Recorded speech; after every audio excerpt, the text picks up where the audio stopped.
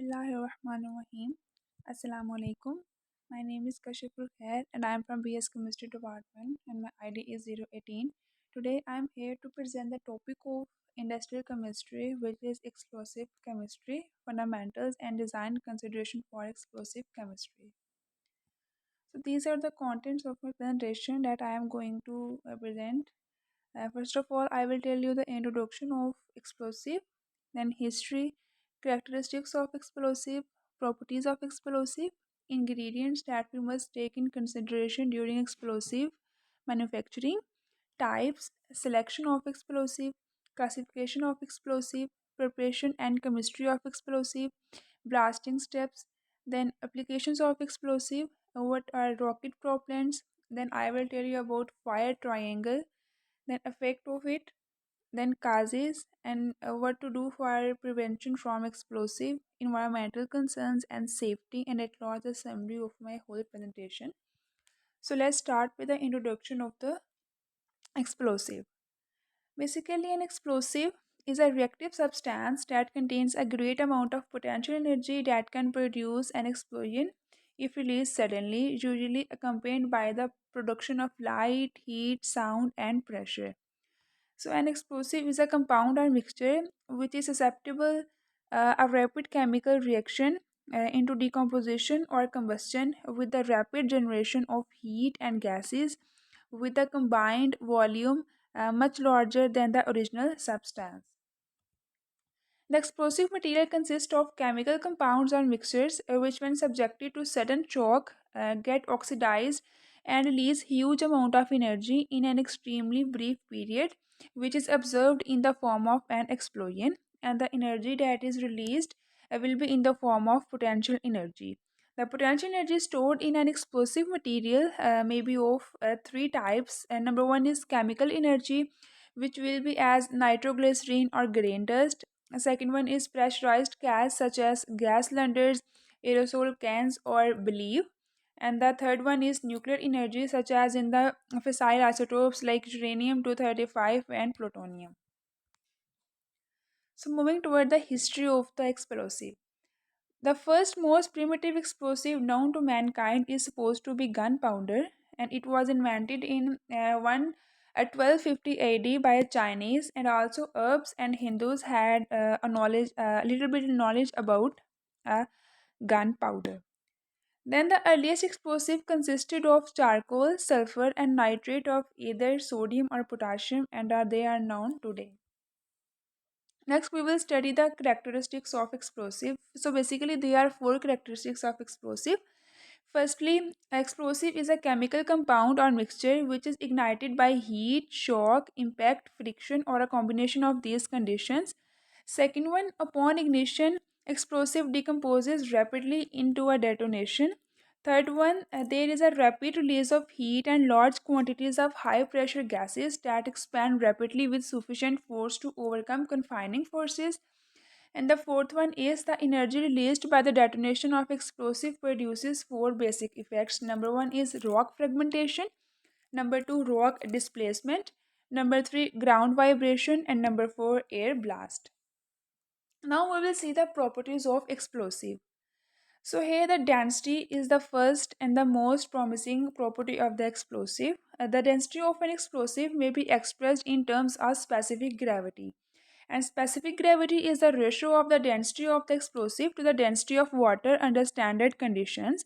And the specific gravity of commercial explosive ranges from zero point 0.6 to 1.7 grams per centimeter. For free running explosive, the density is often specified as the pounds of explosive per foot of charge length in a given size borehole.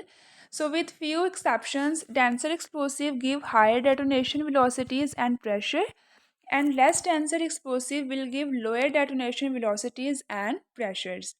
The second property of explosive is detonation and borehole pressure. Detonation pressure is a function of the detonation velocity and density of an explosive. The detonation pressure is more dependent on detonation velocity rather than specific gravity. So, a high detonation pressure is necessary when blasting hard, dense rock, but in case of softer rock, a lower pressure is sufficient. So, the detonation pressure of explosive ranges from 10 to over 140 kilobars, and 1 kilobar is equals to 14,504 psi. The third property of explosive is water resistance. An explosive water resistance is a measure of its ability to withstand exposure to water without deteriorating or losing sensitivity. For example, in dry work, water resistance is of no consequence, but water is standing in the borehole. If the water is standing in the borehole and we find less time between loading and firing, an explosive with water resistance reacting of good is sufficient. So, in general, gelatins and emulsions offer the best water resistance. Higher density explosions have fair to excellent water resistance, whereas lower density explosives and blasting agents have little or no resistance. The fourth property of explosive is fume class. Basically, a detonation of an explosive produces water vapors, carbon dioxide, and nitrogen. In addition, poisonous gases such as carbon monoxide and nitrogen oxides are usually formed, and these are called fumes. The fumes clause of an explosive indicates the nature and quantity of undesirable gases which are formed during detonations, and better rating are given to explosive producing smaller amount of fumes. So, the fume rating of an explosive is important. In any case, the blaster should ensure that everyone stay away from fume generated in a shoot, because carbon monoxide gradually destroys the brain and central nervous system, and nitrogen oxide immediately form nitric oxide in the lungs. So, we should avoid fume classes. The fifth property of the explosive is shelf life. Basically, the shelf life is the length of time for which an explosive remains usable or fit for consumption or saleable. For most explosive products, a shelf life of 1 year is recommended. Although satisfactory performance can be expected for most products, like 2, 3, or even 4 year shelf life is also recommended. The next part of my presentation are the ingredients that we must take in consideration during explosion manufacturing. So the number one is explosive bases. An explosive base is a solid or a liquid which, upon application or heat or shock, breaks very rapidly into gaseous products with an accompanying release of heat energy. For example, nitroglycerin is an explosive base. The second ingredient that we must take into consideration is combustibles. A combustible combines with excess oxygen in an explosive to achieve oxygen balance, to prevent the formation of nitrous oxide, like toxic fumes that we have talked about, and to lower the heat of the explosion. The third ingredient that we take into consideration is oxygen carrier. Basically, oxygen carrier ensures a complete oxidation of the carbon in the explosive mixtures, which inhibit the formation of carbon monoxides. The oxygen carriers assist in preventing a lowering of the exploding temperature, because a lower heat of explosion means a lower energy output and thereby less efficiency of blasting. The next ingredient is antacids. Antacids are added to an explosive compound to increase its long term storage life and to reduce the acidic value of the explosive base, particularly nitroglycerin. The lowest ingredient that we must take into consideration during explosive manufacturing is absorbent. Absorbents are used in dynamite to hold the explosive base from exudation, seepage, and settlement to the bottom of the cartridge or container. Sawdust, ride hulls, nutshells, and wood meals are often used as absorbents, and these are some examples of absorbents. Now we will see the how many types of explosive are. Basically, there are two types of explosive: lower explosive and higher explosive. Lower explosive includes black powder, smokeless powders, and flash powder, while high explosive are again divided into two classes. Number one is primary high explosive. and the number two are secondary high explosive. Primary high explosive includes lead azide, lead stephite, mercury fluminate, DDNP, and tetrazenes, while secondary high explosive are further divided into two. Number one is boosters, and number two is main charge. Booster includes RDX and PETN, while main charge includes dynamite, binary explosive, TNT, and for emulsions, water gels, etc. So, primary and secondary high explosive are also known as inorganic explosive. Primary high explosive basically are those high explosive that detonates very easily and they require minimum activation energy. While the secondary high explosive are those that do not detonate easily and require high activation energy. Now we will study primary explosive firstly. Primary explosives are highly sensitive explosives which can explode under slightest shock or below by ignition and have to be very carefully handled. They are used in comparative small quantities in blasting caps and cartridges. There are four types. Number one is lead azide, which is a low cost, excellent initiating action, and stable in storage.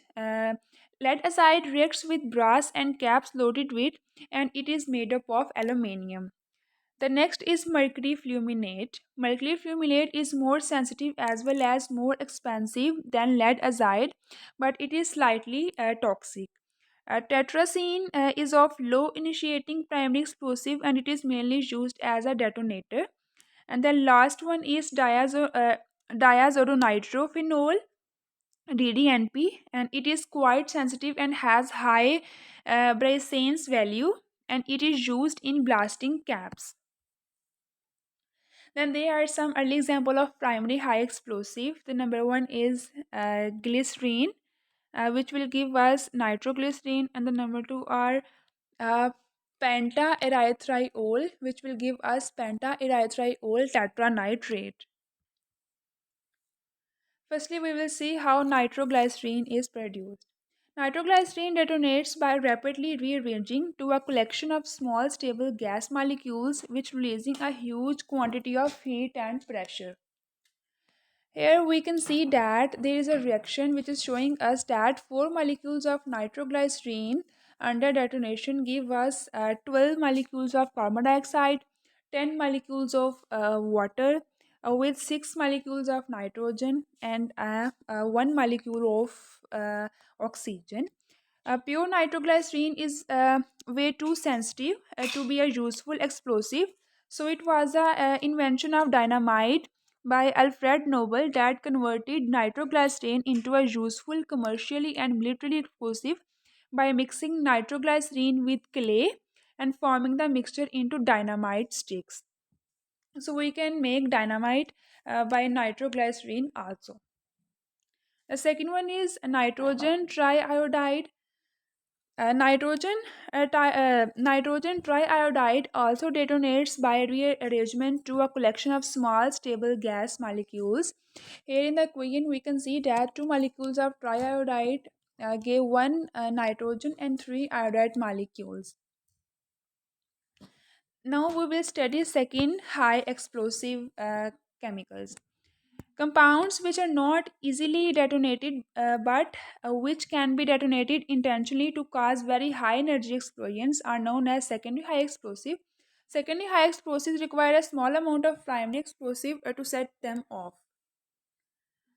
Secondary explosives require a quite insensitive mechanical shock as well as flame because they do not explode on ignition. They explode with great violence when initiated with an aid of detonators. A secondary explosive possesses higher energy content than primary explosive and they are stable. Secondary high explosives are mainly nitro compounds, nitrate, and nitroamines that are used as such as or with an initiator or as mixtures. TNT, ammonia nitrate, RDX, picric acid, dinitrotoluene, etc. are used in the main body of the projectiles and they are under this category of explosion means they are secondary explosive. Moreover, primary and secondary high explosives are generally referred to as high explosives. Here are some examples of secondary high explosive that are TNT, RDX, HMX, and picric acid. And from these fours, the more powerful explosive is TNT. Now we will see why TNT is the highest explosive. TNT is highest explosive for two reasons. Firstly, it contains the elements carbon, oxygen, and nitrogen, which means that when the material burns, it produces highly stable substances with strong bonds, so releasing a great deal of energy. Second one is the second fact that makes TNT explosive is that it is chemically unstable, because we can see that the nitrogen group are so closely packed that they experience a great deal of strain and hindrance to movement from their neighboring groups. Thus, it is not take much of an initiating force to break some of the strained bonds, and the molecules then fly apart. So that's why it is more powerful and less force taking secondary high explosive. Then we will see how to select an explosive. So these are the five parameters that we mustly consider during the selection of explosive. First is velocity. We should consider that rock sonic velocity should be near to detonation velocity if we need fragmentation of rock. Second one is sensitivity. When we are using charges in small diameter borehole, then the blaster needs sensitive products like water jets. The smaller the hole, the more sensitive the product need to be.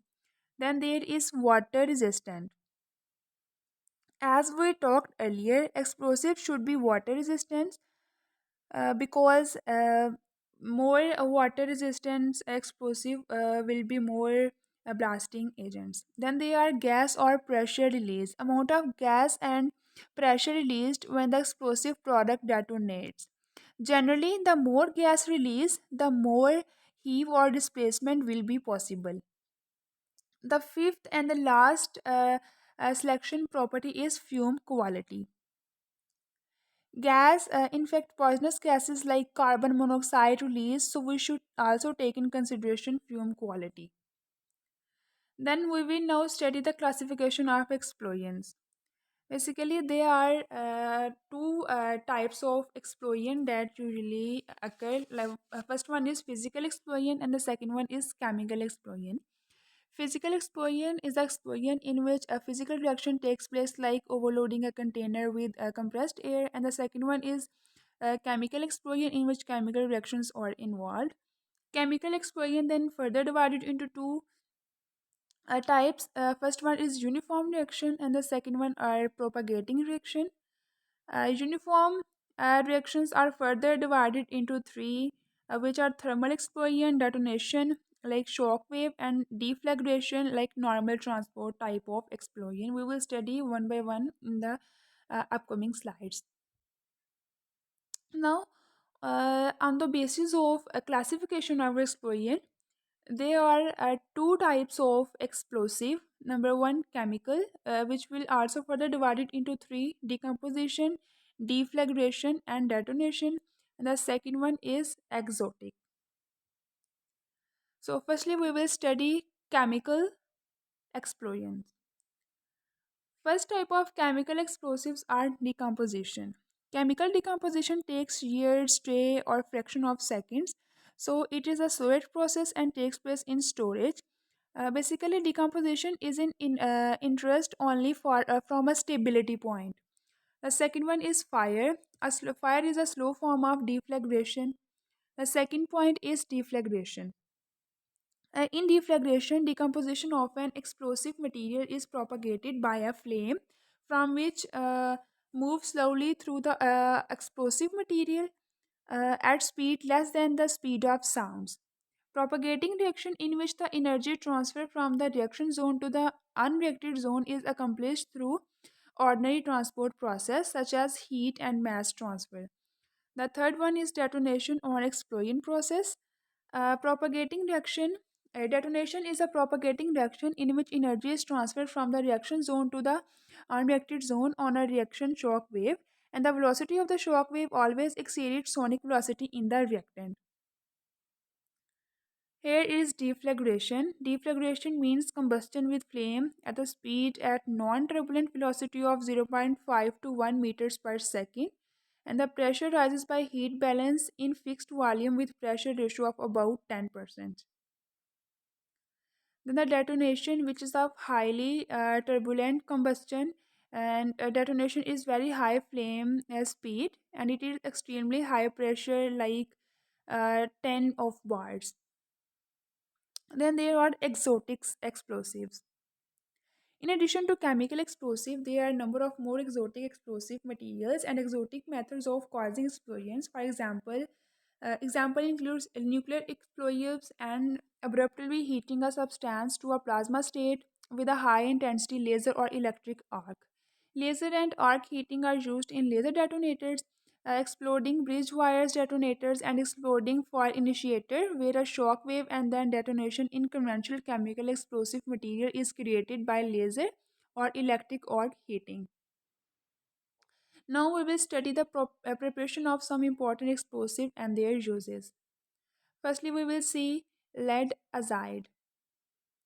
Lead azide is prepared by reacting aqueous solution of sodium azide and lead nitride with each other.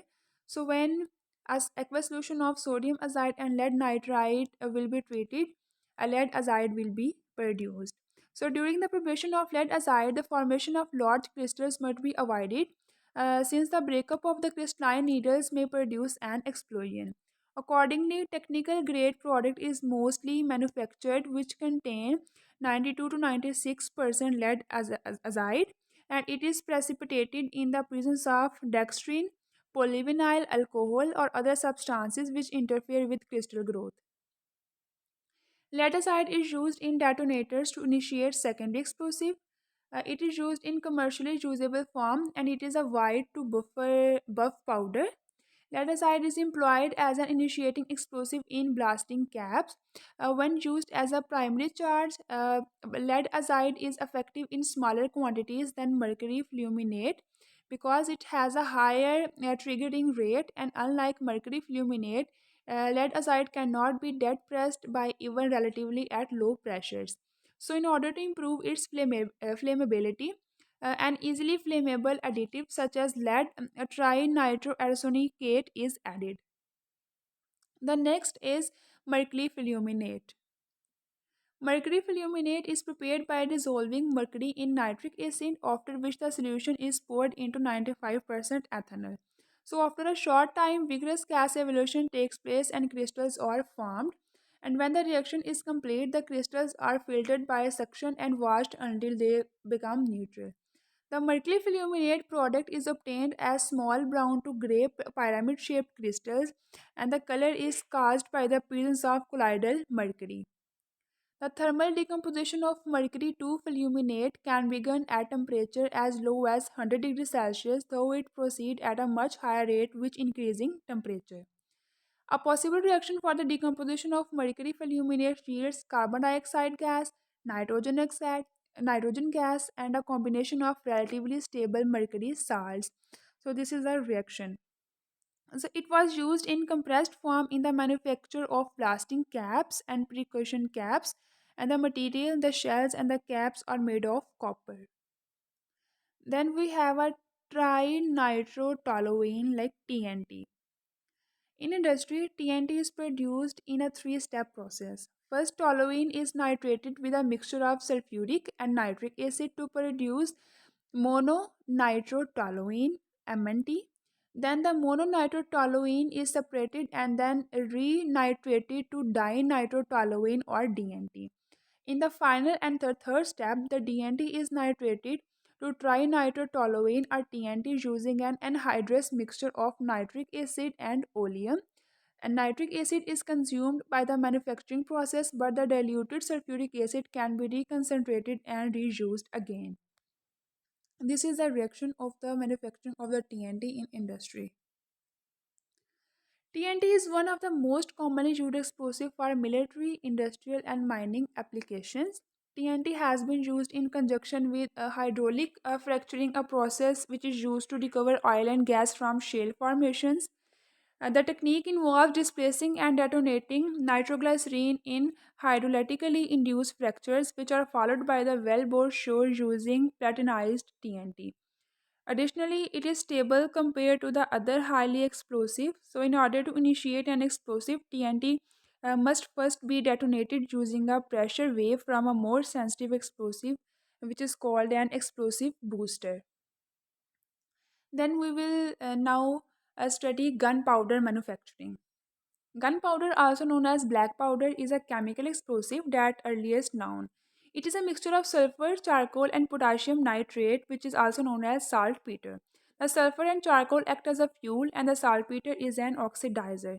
Because of its burning properties and the amount of heat and gas volume that it generates, gunpowder has been widely used as a propellant in firearms and as a pyrotechnic composition in fireworks. So, gunpowder is classified as a low explosive because of its relatively slow decomposition rate and consequently low brisance. Gunpowder burning rate increases with pressure, so it bursts containers if contains, but otherwise just burn in the open. A simple, commonly cited chemical equation for the combustion of black powder is that in which 10 potassium nitrate with 3 molecules of sulfur and 8 molecules of carbons give us a black powder with 6 molecules of carbon dioxide and 5 molecules of nitrogen. So, because of its low brisance, black powder causes fewer fractures and result in more usable stone compared to other explosives, so making black powder useful for blasting monumental stones such as granite and marble. Black powder is well suited for blank rounds, signal flares, bus charges, and rescue line launches. Moreover, black powder is also used in fireworks for lifting shells, in rockets as a fuel, and in certain special effects. Now we will study nitroglycerine, which is also known as NG. Nitroglycerine is prepared by running highly concentrated, almost anhydrous and nearly chemically pure glycerine, which is also known as dynamite glycerine, into a highly concentrated mixture of nitric and sulfuric acid with constantly efficiently cooling and stirring. At the end of the reaction, the nitroglycerine acid mixture is given to a separator where the nitroglycerine separates by gravity. Following washing process with water and an alkaline soda solution, remove the dilute residual acids. Nitroglycerin is one of the most important and most frequently used component of explosive materials together with nitroglycol, and it is a most major component of gelatinous industrial explosive. It combination with nitrocellulose and stabilizer, it is the principal component of powders, gun propellants and smokeless solid rocket propellants. Now we will study how blasting occurs. Following are the blasting steps. Number one is drilling holes. Number two is placing a charge and detonator in each hole. Number three, detonating the charge, and the number fourth is clearing away the broken material. Now we will study how actually blasting mechanism of rock occur. So after detonating, chemical energy from the explosive is released, causing the explosive to transfer into a glowing gas with large amount of pressure. So in a densely packed hole, this pressure can exceed up to 15 lakh psi. The high pressure released is what shattered the area surrounding the drill holes and exposed the rock beyond to high levels of stresses, strains, and the strain that caused the rock to crack. While under pressure, the crack in the rock extended and the rock in front of the drill hole yields and moves forward. If the distance of the hole to the closest surface is not too great, then the rock in front of the hole will break free. Now we will see how basically a blasting of a rock occurs. At first, we will bore a hole and we will take an explosive charge. In the second step, we place that explosive into the borehole and blast will occur. After detonation, we place a reading device or detector near the borehole and the ore movement will be then detected. And at the last, then we can mine the precious metal from the blasting.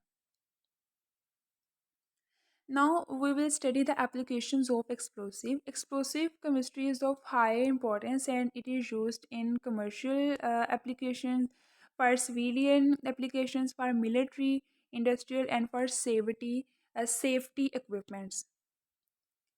Now we will study what is rocket propellant. Rocket propellant is a material which is used by rocket as to produce in a chemical reaction, and the reaction that is ejected typically with high speed from a rocket engine to produce thrust and thus provide spacecraft propulsion. A chemical rocket propellant undergoes exothermic chemical reaction to produce hot gas. The gas produces expands and push on a nozzle, which accelerate them until they rush out of the back of the rocket at extremely high speed. For smaller attitude control thruster, a compressed gas escapes and the spacecraft through a propulsing nozzle by using. Now we will study some other properties. Propellant should be stable at a wide range of temperature. It should be safe for handling and storage. It should be readily ignitable and predictable burning rate. It should leave no solid residue after ignition. It should not be corrosive and hydroscopic. Hydroscopic is basically the ability to attract and hold water molecules. It should not produce toxic gases or corrosive gases during its combustion. So, what basically is propellant? Technically, a word propellant is a generally from a chemical which is used to create thrust. So, a propellant is a chemical substance which is used in the production of energy or pressurized gas that is subsequently used to create movement of a fluid or the pressure propulsion of vehicle, projectile, or any other object. Now we will see the classification of propellants. We have mainly two types of propellants, solid propellants and liquid propellants. Solid propellants may be homogeneous or heterogeneous in nature, while the liquid propellants may be monopropellants and bipropellant. We will study one by one. Firstly, we will study homogeneous solid propellants. Homogeneous solid propellants are those when they are manufactured when solid propellants or a mixture of propellant is thoroughly mixed in a colloidal state. It's called homogeneous solid propellant. So when a single propellant is employed, it is called as single base propellant. For example, nitrocellulose are also known as single base propellant. A solid propellant which contains two material, it will call double base propellant, and the base side containing two materials, and it is known as double base propellant.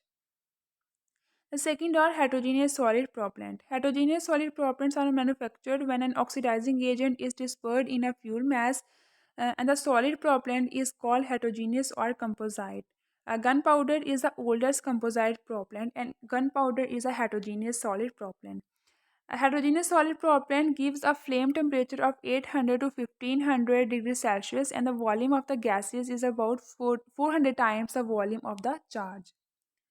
Now we will study liquid propellants. Liquid propellant possesses many advantages over the solid propellants. Thus, liquid propellants are more versatile, and the engine using them can be checked and calibrated more easily. The other are monopropellants. Monopropellant has fuel as well as oxidizer in the same molecule or in a solution containing both these. A monopropellant must be safe to store and at the same time it should burn smoothly. Hydrogen peroxide, nitrogen methane, or the common monopropellants. Then we have biopropellants. Biopropellants are more widely used. In these, liquid fuel plus oxidizer kept separately and they are injected in the combustion chamber separately. Liquid hydrogen, hydrazine, ethyl alcohol are the main biopropellants. So, what is the basic difference between explosive and propellant? The major difference between propellant and explosive is that propellant provide a much greater duration of pressure with a significantly lower loading rate in the borehole than that of explosives, because explosive provide a lower greater duration of pressure with a significantly higher loading rate. So the next is fire triangle.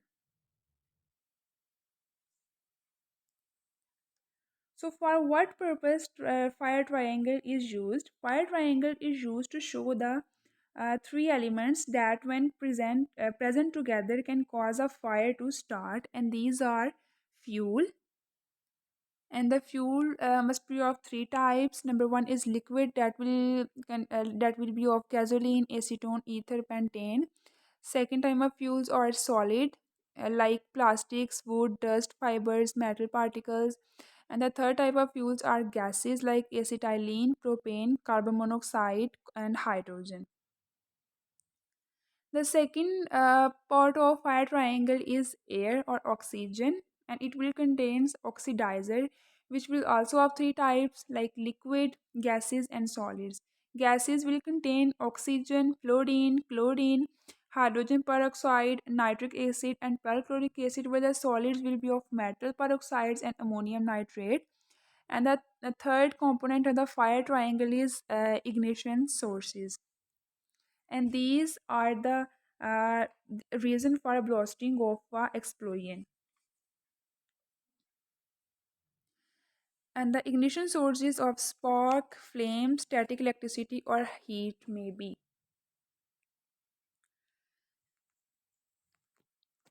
Now we will study liquid fuels.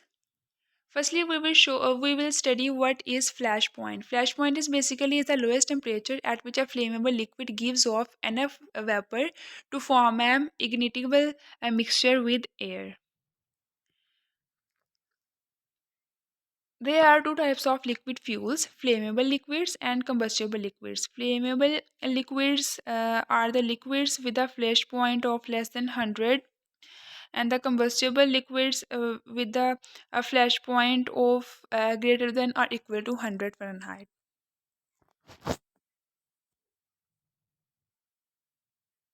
Now we will study what are vapor mixtures. Flammable or explosive limits. Flammable or explosive limits are the ranges of composition of material in air which will then burn.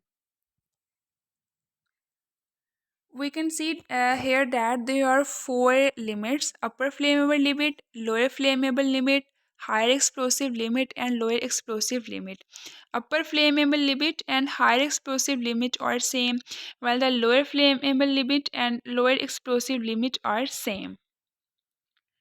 Measuring these limits for vapor air mixtures. By knowing the concentrations, we are placed in a closed vessel apparatus, and then the ignition is attempted by these ways. Now we will study the effects of flammability on temperature and the pressure. So this is a graph that will show you the temperature and the concentration of the fuel. As temperature rises, flammability rises. So when the temperature will be small, there will be a lower limit. Flash point is basically is the point where the temperature is small, and the lower limit is arises when the temperature will be low. Then there is a upper limit when the temperature will be more high, and the vapor pressure will be also taken into consideration. And the permeable region is the area between lower limit and upper limit where the vapor pressure is also high and the temperature is also at monitoring, not too much low nor too much high. Flammability limits changes with inertness of the material we used, temperature, and the pressure of the graphs that we have shown here.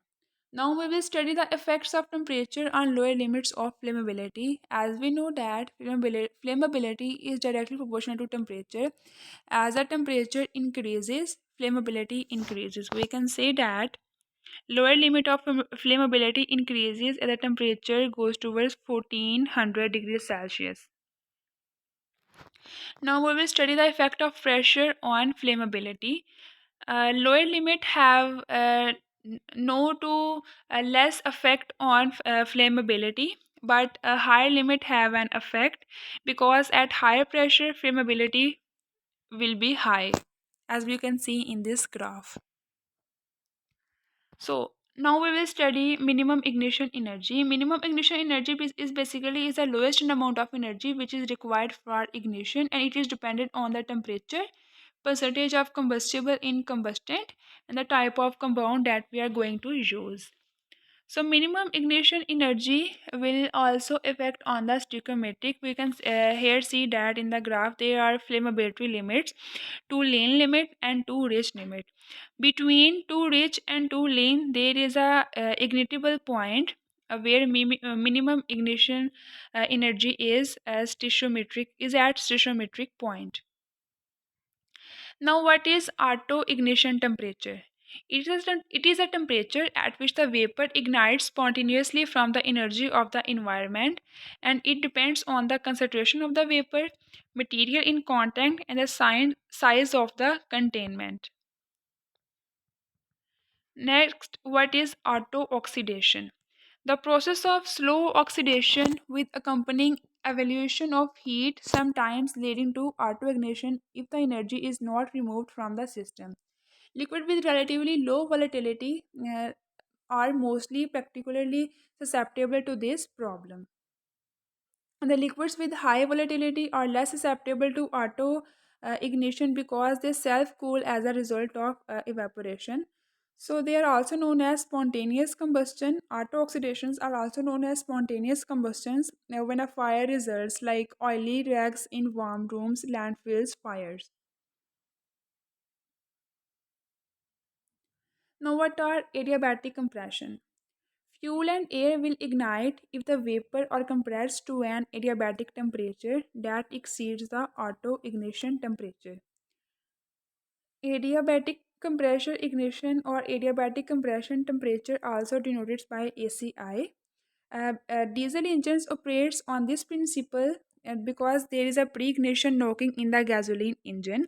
For example, flammable vapors sucked into compressor and the aluminium portable oxygen system fires are the examples of adiabatic compression. Now we will study what are some ignition sources and their major fires. Sources like electrical have will contain 23% of accidents, smoking contain 18% of accidents, friction contain 10%, overheated material contain 8 type of accident, hot surface contains 7% of accident, burner flames contain 7% of accident, and all other will contain 20% of accident. So the relationship between pressure and the TNT equivalent. The stored volume of ideal gas at 20 degrees Celsius is at 10 pressure psi. Then the TNT equivalent will be 0.01. At 100 psi pressure, TNT equivalent will be 0.02%, and the TNT equivalent value is 5 into 10 raised to power 5 calories per RB. So this is the pressure versus time characteristics. This graph showing us the overpressure rate with the time. As the time increase the overpressure rate, the detonation increases, but at after a limit it will drop to a drastic, and we see a drastic change in the detonation, and the deflagration will remain the same. Now we will study the cases. There are two special cases of explosive vapor cloud explosion and the boiling liquid expanding or expanding vapor explosion. Vapor cloud explosion is an overpressure cause when a gas cloud detonates or deflagrates in open air rather than simply burns. It is also known as unconfined vapor cloud explosion. So, what happens to a vapor cloud? Cloud will separate from too rich through flammable range to too lean. Edges start to burn through deflagration, which is steady state of combustion. Cloud will disperse through natural convection. Flame velocity will increase with containment and turbulence. If velocity is high enough, cloud will detonate. So if cloud is small enough with little confinement, it cannot be explode. So these will be occur due to vapor cloud explosion. So what favors high over pressure? High overpressure is due to confinement, like we should prevent escape or increase of turbulence. high overpressure will be due to cloud composition, which is due to unsaturated molecules, all ethylene cloud explode, low ignition energies, and high flame speeds. Due to good weather, like stable atmosphere, low wind speeds, large vapor clouds, like high probability of finding ignition sources more likely to generate overpressure, and the sources like flashing liquids, high pressure, large, low, or downward facing leaks. These are the promising factors of that favors high overpressure.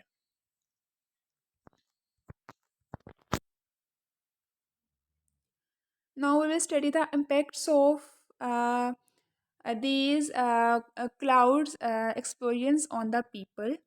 So if the peak is in between 1 to 2%, peak of over pressure in between 1 to 2%, and the equivalent wind velocity will be 70 mph, and it will affect the knock personnel down. If the peak in between 5 psi and the equivalent wind energy will be 160 mph, then it will rupture our eardrums. At 10, it will again rupture our eardrum. At 15 to 20 psi, uh, it will damage our lungs, and from 30 to 60, it will cause threshold facilities and fatalities.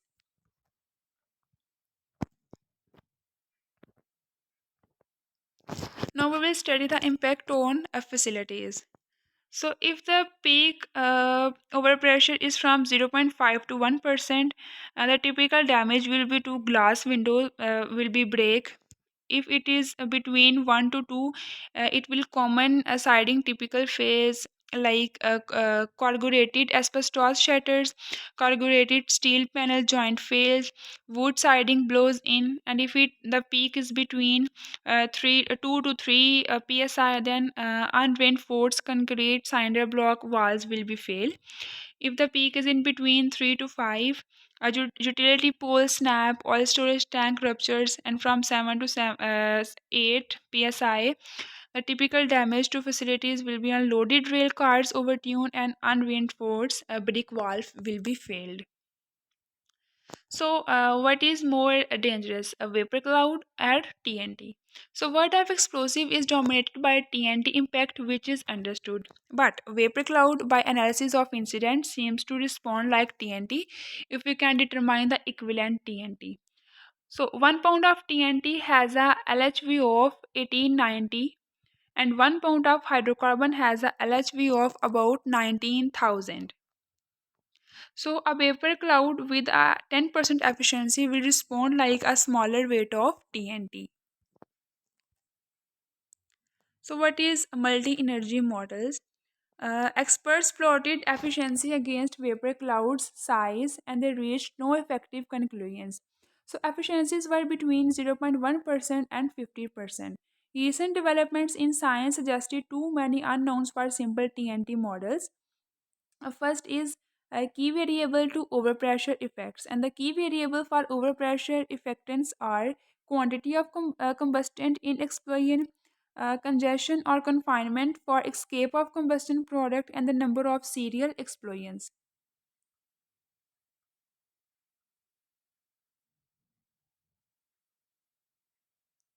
Now, what is belief? As we have studied earlier, belief is a form of potential energy that is released from explosion. Believe belief, B stand for boiling, L stand for liquid, E stand for expanding, V stand for vapor, and E stand for explosion. So the result of a vessel failure in a fire and release of a pressurized liquid rapidly into the fire.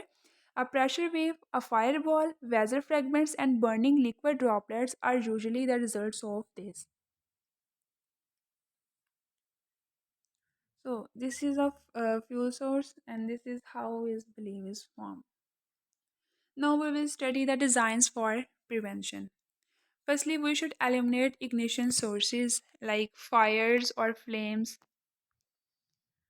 hot surfaces that include hot pipes and equipments, automotive equipments. We should typically control on spacing and procedure. We should have electrical control on spark from switches, static sparks, lighting. We should handle electrical equipments. Then we have typical control of area classification. Static spark should be grounding, inerting, and relaxation, geometry, snuffing, and the procedure. So, explosive proof equipments can also be helpful because all electrical devices are inherent ignition sources. So, if flammable material might be present at a time in an area, it is designed XP or explosion proof required. Explosion proof housing or intrinsically safe equipment is also required. So, area of classification. National Electrical Code defines area classification as a function of nature and degree of processes hazards that explosive present. So class 1, class 2 and class 3 includes flame, gases, vapor, combustible dust and combustible dust, not likely in suspension. Group A contain acetylene, Group B contain hydrogen ethylene, Group C contain carbon monoxide and H2S, and Group D contain butane and ethane, while the Division 1 and Division 2 area of classification will contain flammable concentration which are normally present, and Division 2 will contain flammable concentration which are normally in closed systems. So, ventilation is also a helping point. For open air plants, average wind velocities are often high enough to safely dilute volatile chemical leaks.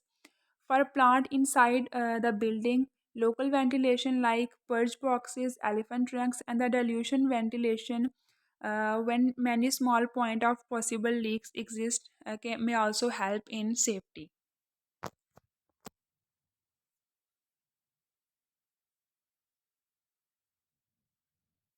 Now we will study some environmental effects of explosive. Explosive weapons can devastate a landscape. They can reduce building to toxic rubble and destroy long cherished trees. They can contaminate the soil for decades and cause poisoners to leach into once healthy rivers. Explosive can decimate ecosystem and disturb the harmony of nature. Explosive that release heat, and this heat from the explosion can affect the properties of building material. Heat from the explosion can also ignite fires. The use of heavy explosive weapons can affect the built environment over a wide area. Dynamite, which is highly explosive, dynamite fishing destroys both the food chain and the coral where the fish nest and grows. Blast fishing kills the entire food chain, including plankton, fish both large and small, and the juveniles that do not grow old enough to span. And then at last we will see the safety rules. Always use the smallest quantity of the chemical possible when during manufacturing of explosive. Always conduct the experiment within a fume hood and used in conjunction with a properly rated safety shield. Be sure to remove any unnecessary equipment and other chemicals like toxic and flammables away from the immediate work area. Be sure to notify other people in the laboratory what experiment is being conducted, what the potential hazards are, and what the experiment will be run. Do not use metal or wooden devices when stirring, cutting, scraping with potentially explosive compounds. Non sparking plastic devices should be used instead. Ensure other safety devices such as high temperature controls, water overflow devices, etc., are used in combination to help minimize any potential incidents. Properly dispose of any hazardous waste and note one of the hazardous waste tag any special precautions that may need to be taken if the chemical is potentially explosive. And always wear appropriate PPE, including the correct gloves, lab coat, and apron safety goggles used in conjunction with a face shield and explosion proof shields when working with potentially explosive chemicals. So, at last, a summary of my whole presentation. Though explosive can often be reduced in magnitude or even sometimes designed out, many of the hazards that can lead to fire explosions are unavoidable. Eliminating at least one side of the fire triangle represents the best chance for avoiding fires and explosions. And these are the references from where I have made my presentation. And thanks. That's all from my side.